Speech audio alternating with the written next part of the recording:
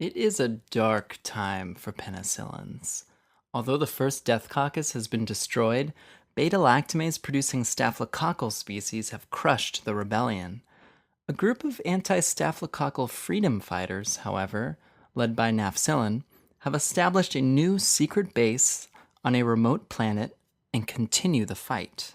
And so our tour of beta-lactam antibiotics continues. And believe me, this sequel is way better than the first one. Arguably the best in the series. Okay, so beta-lactam antibiotics are again represented by our beta-lactam ringed planet. Construction has secretly begun on a new death coccus, and notice again that the D-ala structure is exposed, as the penicillin binding proteins, represented by construction workers, build the cell wall. Just like we covered in the penicillin sketch, these anti-staph penicillins inhibit the transpeptidation reaction at the bacterial cell wall by covalently binding, or in this case shooting down, PBPs, halting peptidoglycan synthesis and killing the cell. That makes it bactericidal. This time the rebels came prepared, because their ships have bulky armor, representing bulky R groups that prevent beta-lactamase binding. So the plasmid-encoded beta-lactamase guards strike back, but their retaliatory fire is deflected. These anti-staphylococcal penicillins have a narrow spectrum of activity, and they're often the drug of choice for methicillin-sensitive, penicillin-resistant strains of staphylococci. Remember that the bugs susceptible to these bulked-up penicillins are called methicillin-sensitive, but methicillin is no longer used clinically due to high rates of adverse events. Instead, remember NAF for staph, and oxacillin for staphyloxacillin. Just rolls right off the tongue.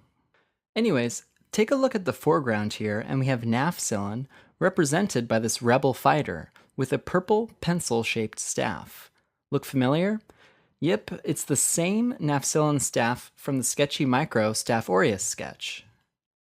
And if you haven't seen the Staph aureus sketch yet, it's like the Godfather Part 2 of our Sketchy Micro series. It's pretty good. You should check it out.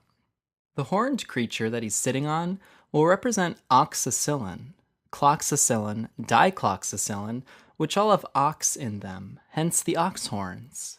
To emphasize their narrow spectrum of activity, notice how all the space stations around the death coccus are purple spheres in clusters, to represent gram-positive staphylococci. When given orally, anti-staph penicillins are suitable for treatment of mild to moderate localized staph infections. For example, they're commonly used empirically to treat skin and soft tissue infections like folliculitis and abscesses, for which Staph aureus is a common cause. And notice how our staff-wielding rebel is sitting on one of the beast's big, red, yet surprisingly supportive humps, which almost looks like a big inflamed abscess. When given by IV infusion, anti-staph penicillins can be the drugs of choice for serious systemic staphylococcal infections, including staph endocarditis, as represented here by these tricuspid pyramids on the horizon, and staph osteomyelitis, represented by these fish skeletons strewn in the sand. In general, remember that these staph-killing drugs have a similar side effect profile as penicillins, such as hypersensitivity reactions and interstitial nephritis. So check out that penicillin video for important beta-lactam side effects. Alright, before we move on with our tour, let's talk about methicillin-resistant Staph aureus. MRSA produces PBPs that have low affinity for binding beta-lactam antibiotics. These altered penicillin binding proteins, then, render our anti-staphylococcal freedom fighters, like nafcillin, completely powerless.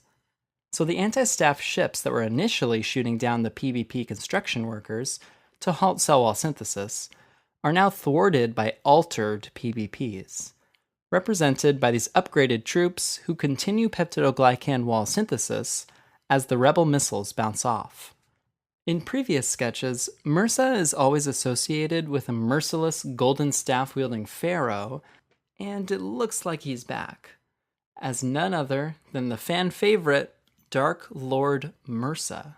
I find your lack of activity against altered PvPs disturbing. And then he chokes that one British guy. I mean, why would you talk back to him? I mean, look at him. All right, let's sum up this sketch.